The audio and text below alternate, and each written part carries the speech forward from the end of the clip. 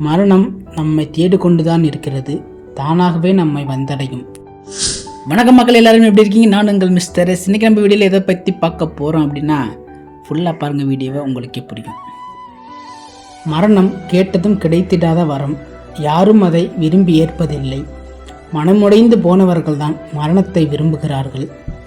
மரணம் நம்மோடு இணைந்த ஒன்று, அதிலிருந்து நாம் விலகவோ ஒளியவோ முடியாது.